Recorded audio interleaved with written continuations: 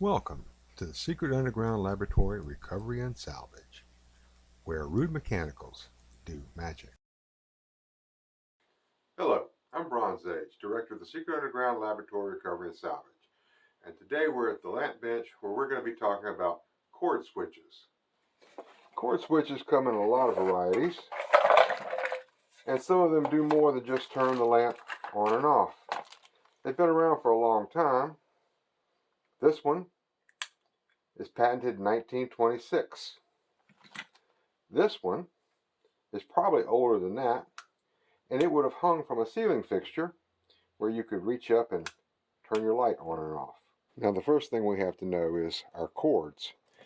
Lamp cords in the United States and North America come in two types, SPT1 and SPT2.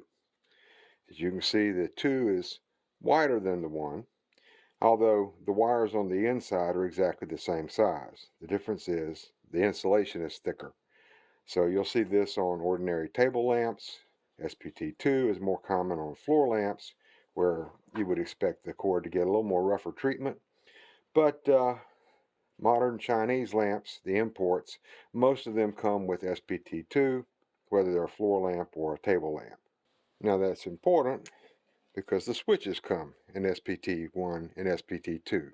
These little ones are the most common type, and they come in all the regular colors that you find in lamp cords. And they all work the same way. And be careful not to lose this little nut. Inside here, there are little spikes, and they're going to pierce the insulation of the smooth side of the wire, and that's what makes our contact for our switch. Now, the next important thing to know is that lamp cord comes with one side, the insulation is smooth, and the other side has ridges. And that's critical information because the switch is always going to be put on the smooth side, no matter what kind of switch it is. One good tip before you install a cord switch is to make sure the lamp actually works.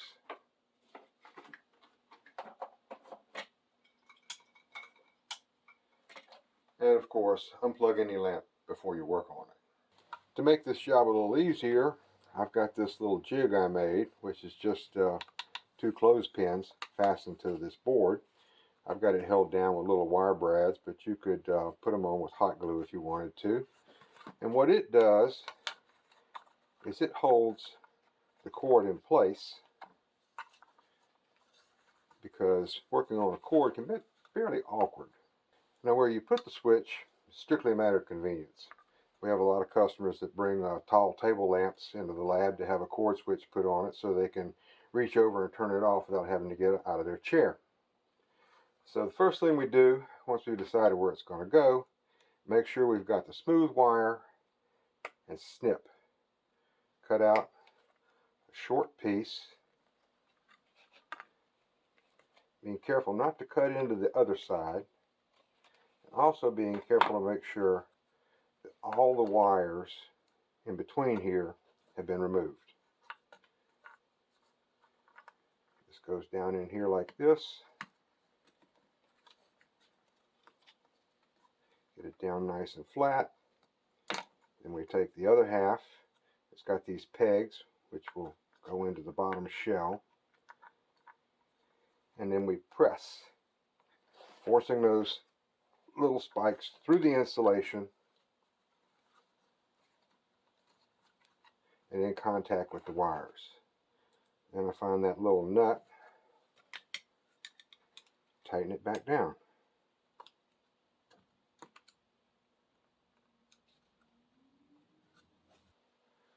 And then you test it to make sure it works. Now, this is a cord switch known as a high-low, and it has 2 settings.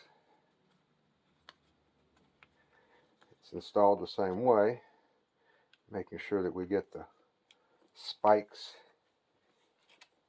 into the insulation.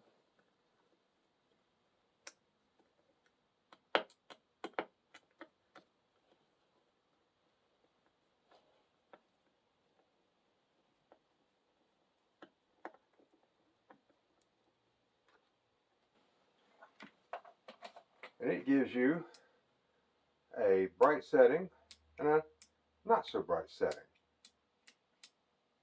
Most cord switches could be installed with just a pair of wire cutters and a screwdriver, but not all cord switches are thumb operated.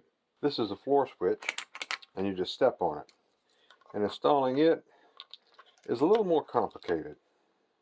Instead of having spikes which pierce the insulation and make the connection, you have to jam the wires into these holes on the side where there's a blade inside which will snag it, and that's where the connection is.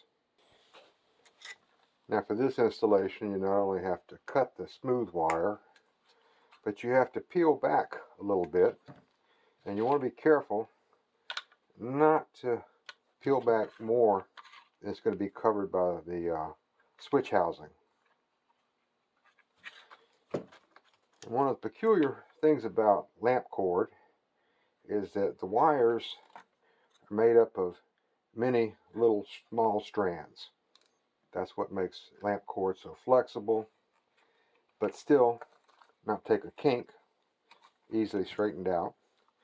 And these little flexible wires can't be crammed into those little holes. So the solution there is we twist them up really nice and tight. Because what we have to do is coat them in solder, make them nice and stiff. And of course, for this purpose, I have a soldering gun and solder.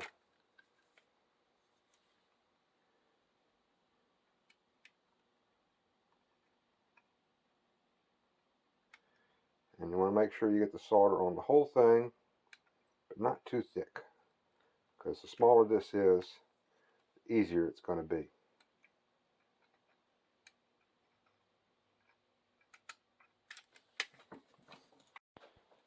And then push it into the hole,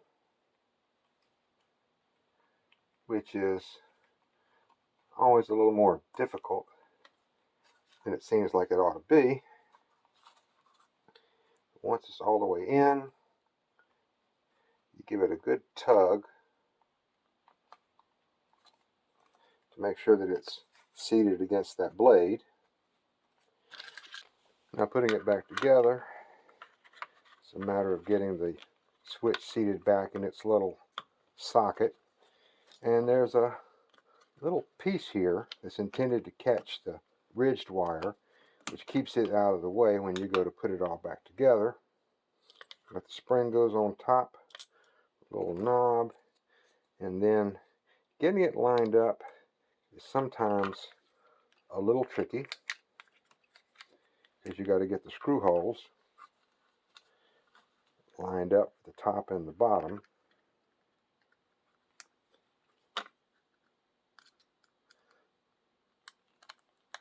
Once you've got one started, go ahead and do the rest of them before you tighten the first one, because you can distort the shell and make it difficult to get the other one lined up.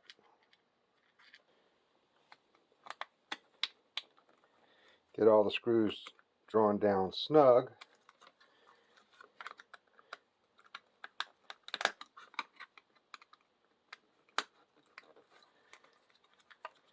And you can push on the shell and you'll feel when everything is down tight and in place.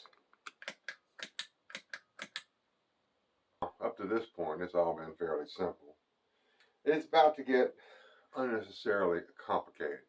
And the main reason for that is because electricity was discovered long before the internet. Now, in the early days of electrical technology, even before this switch was patented in 1926, the Atlantic Ocean was wide enough that people on opposite sides could be working on the same sort of stuff and have no idea what the other one was doing. The result of that is that between North America and Europe, we couldn't agree on which color wires to use, and we couldn't agree on the names. So, in North America, what we came down with was black and white, and then for our ground wire, which in Europe I believe they call earth. All right. We came up with a black wire, which we would call hot. We came up with a white wire, which we would call neutral. Now, those two words by themselves don't mean anything as long as you just keep clear which one is which, because in some applications it will make a difference. To continue this pedantic ramp, when it comes to lamp cord, the wide prong on the plug corresponds to the neutral wire, and the narrow prong corresponds to the hot wire. And if you recall from the very beginning, the switch always goes on the smooth side. That is the hot wire. And what we really want is to have a totally uninterrupted neutral wire, because that's the one that's going to be responsible for making sure that our breaker trips if something goes to wrong. Which is why I was a little surprised the last time I opened my box of lamp parts that I had ordered and discovered this. This is a dimmer switch. Now, just to put this into context, the last time I had dimmer switches, which this is not a dimmer switch, it's just another cord switch, it had these screw terminals. And I would go and cut the smooth wire, just like I had on all these others, strip it back a little bit, tin the ends, which is to put solder on the tips of the wire so that it would be nice and tight and conform to the electrical code, put on one of the screw terminals. No big deal. Ready to go. Then I opened this piece up and discovered to my surprise, no screw terminals. It came out of the box with no instructions, no wiring diagram or anything like that. But you'll notice here we have, on this side it says in, on this side it says out. By this little hole here, which those are actually the terminals, one says plus, one says minus, plus and minus on the outside as well. And I didn't say anything about plus or minus when I was working on all these other pieces. There is no plus or minus wires here. But a quick search of the internet, I discovered that what these Chinese people are saying is that plus is the hot wire, minus is the neutral. And in this case, I will have to cut the neutral wire in order to put this. Now I get a little apprehensive when the important information is not only going to be out of sight while I've got to do the work, but it's also going to be upside down. So I'm going to mark this. This is my inside. This is my outside. And this up here on top, which will be my hot wire, I'm just going to put a dot by each of those so that when I go to actually solder this together, I got a better chance of getting it done right.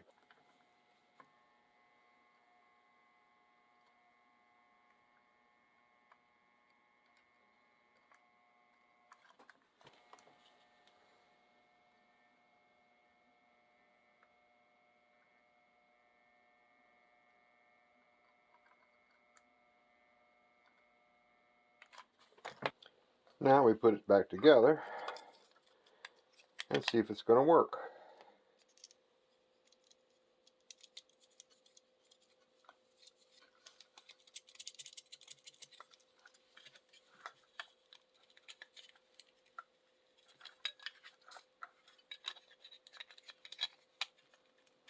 Somebody asked me what was the point of the green paint on the screwdriver, and I have two sets of tools. One stays over here on the lamp bench, which is green, and over at the BF bench, all the screwdrivers have white paint on them.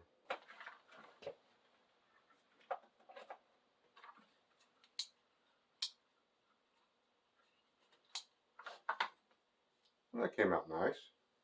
This is Bronze Age for the Secret Underground Laboratory Recovery and Salvage. And I realize that it does seem silly to have 4 cord switches on one lamp, but this is going to go up front where it's going to be a display piece for customers so they can make their choice of what they want. So, I would really appreciate it if you give me a thumbs up. Subscribe if you haven't already. If you have any questions or comments on anything about lighting, furniture repair, or whatever, I respond to all, and I do appreciate them. So again, thank you for watching.